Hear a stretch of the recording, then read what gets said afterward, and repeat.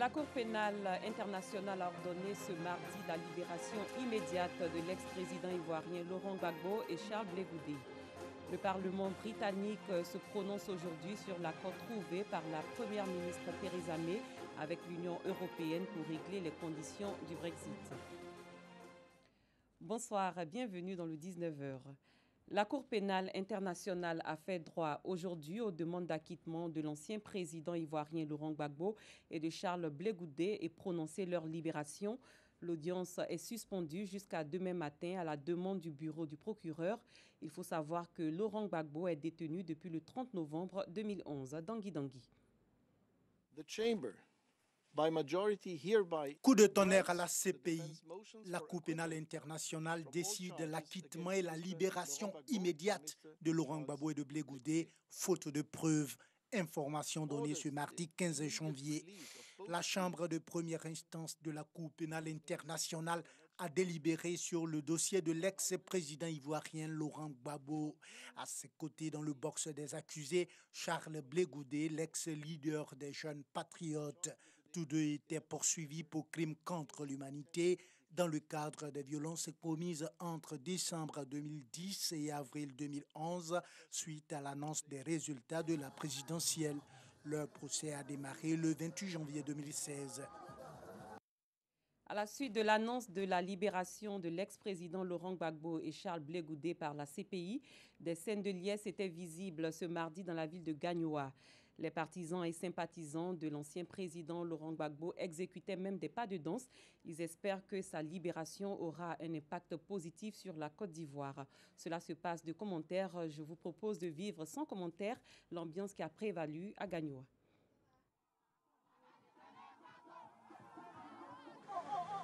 Tourne.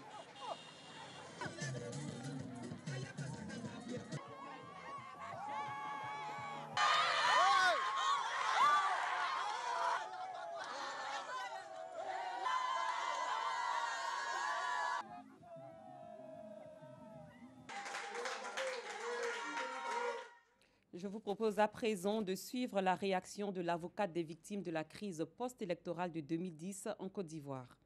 La Chambre de première instance 1 de la Cour pénale internationale a délivré une décision d'acquittement de M. Gbagbo et M. Blé Goudé en ordonnant également leur remise en liberté. Je regrette que cette décision mette en péril la quête de justice des victimes qui ne sont pas en mesure de connaître exactement le raisonnement de la Chambre quant aux raisons qui ont justifié la prise de cette décision. En effet, la Chambre a simplement donné un résumé succinct des raisons qui justifient l'acquittement, sans pour autant rendre leur décision complète. Les victimes ont participé aux procédures devant la Cour en souhaitant de pouvoir contribuer à la vérité et finalement savoir la vérité de ce qui s'est passé lors de la crise post-électorale. Les victimes ont partagé leurs souffrances, les souffrances de leur famille et de leur communauté, et ils ont espéré que finalement leur quête de justice puisse être écoutée devant un tribunal neutre et indépendant. Cet espoir de victimes est aujourd'hui malheureusement vain. La décision rendue par la Chambre de première instance n'est pour autant pas définitive. Les victimes restent donc confiantes que la suite de procédures leur rendra justice et que leur quête de justice pourra enfin triompher. Passons à autre chose. Un drame s'est produit au quartier Nagnénéfou dans la ville de Korogo au nord du pays.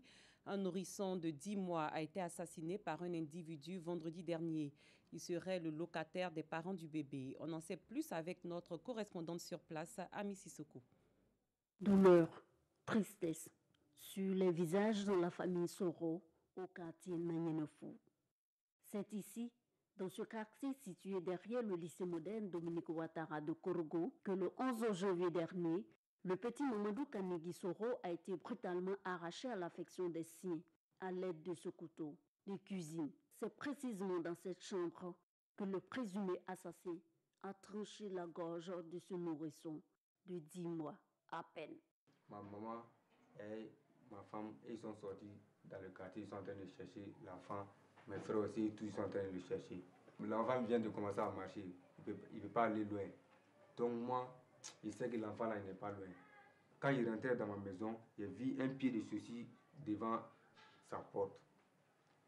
C'est là maintenant il a dit à mon petit frère, il n'aura pas venu taper la porte.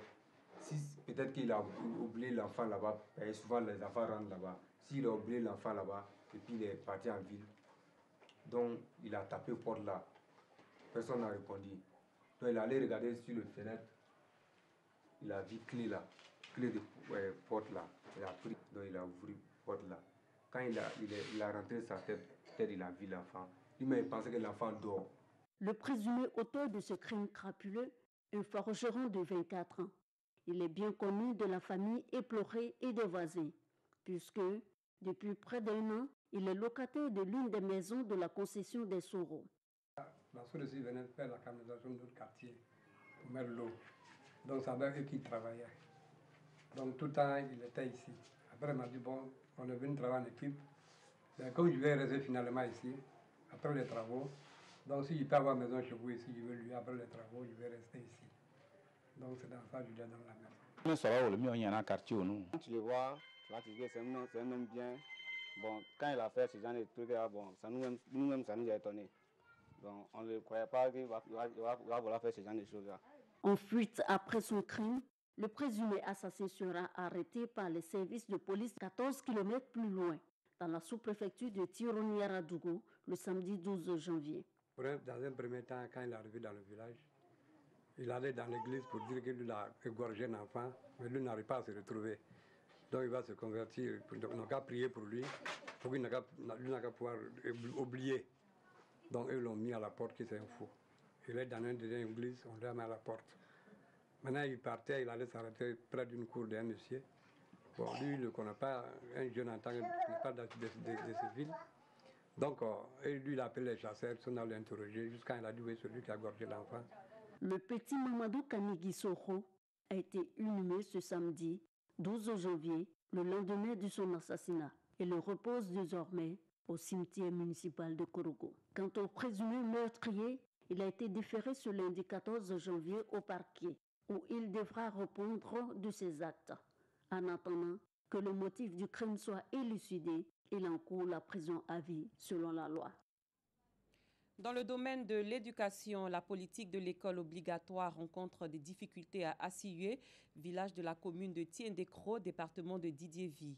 Il s'agit notamment de la question des écoliers sans extrait de naissance. Pour trouver une solution, la Mutuelle pour le développement économique et social a rencontré le week-end dernier les populations d'Assioue. Léon Brou.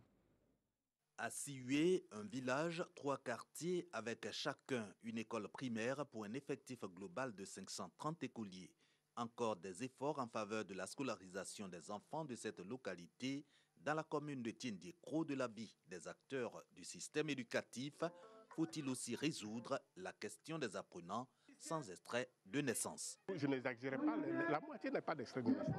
Certains vont jusqu'au CM2 sans acte de naissance, c'est-à-dire que ne pouvant pas présenter le concours d'entrée en 6e. Pourtant, l'école est obligatoire pour les enfants de 6 à 16 ans. Le but, foisonnement des cadres, poursuit la Mutuelle pour le développement économique et social d'Assioue. Cette séance, donc, pour exhorter les parents à scolariser leurs enfants et surtout à leur établir des extraits de naissance. À la clé, des cadeaux aux meilleurs écoliers ou ceux des apprenants qui disposent déjà d'un extrait d'acte de naissance. Faire un enfant, c'est un processus. Le minimum possible, c'est de savoir déclarer son enfant à l'état civil. Ça peut être à la sous-préfecture, ça peut être à la mairie. Ça ne coûte absolument rien. Je dis bien rien. La mutuelle se rapprochera de la sous-préfecture.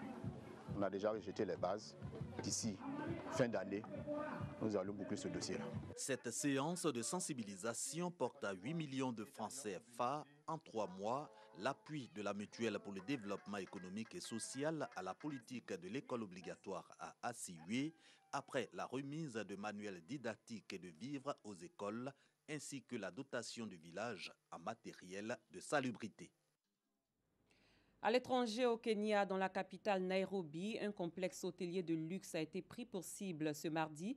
Selon plusieurs témoins, il y aurait eu une explosion suivie de plusieurs tirs. Sur les réseaux sociaux, des images montrent une épaisse fumée s'échappant du bâtiment. Les Chebabs ont revendiqué cette attaque. Le président Ali Bongo est rentré à Libreville au Gabon où il a assisté à la prestation de serment du gouvernement nommé samedi. Il était auparavant en convalescence à Rabat au Maroc. Son retour intervient 8 jours après une tentative de putsch. Dangui Dangui. Ali Bongo Demba est rentré au Gabon pour présider la cérémonie de prestation de serment de son nouveau gouvernement. Un nouveau Premier ministre, Julien Kogé Bekale, avait été nommé vendredi 11 janvier dernier au soir par Ali Bongo. Le nouveau gouvernement est réduit de 3 membres par rapport à l'ancien. Il compte 38 membres. Les hommes du président Ali Bongo occupent les fauteuils stratégiques, notamment la défense, l'intérieur, le budget et le pétrole. La liste du nouveau gouvernement avait été publiée depuis le Maroc, alimentant à nouveau le débat sur la santé du dirigeant gabonais, absent du pays depuis bientôt 3 mois. En effet, après un accident vasculaire cérébral en octobre 2018 à Riyad, en Arabie Saoudite, Ali Bongo, d'abord soigné sur place, a rejoint le Maroc depuis le 28 novembre 2018, où il suivait une rééducation jusqu'à l'annonce de son retour au Gabon lundi soir. Le Parlement britannique se prononce ce mardi sur l'accord trouvé par la première ministre Theresa May avec l'Union européenne pour régler les conditions du Brexit. Seule une minorité de députés serait prête à voter dans le sens du gouvernement et cela fait craindre une sortie sans accord. En France, c'est le jour J pour le grand débat national. Le président Emmanuel Macron a ouvert aujourd'hui à Grand-Borderoude, dans l'Eure, une petite commune normande de 3700 habitants. Cette initiative qui se veut une réponse à la mobilisation des Gilets jaunes.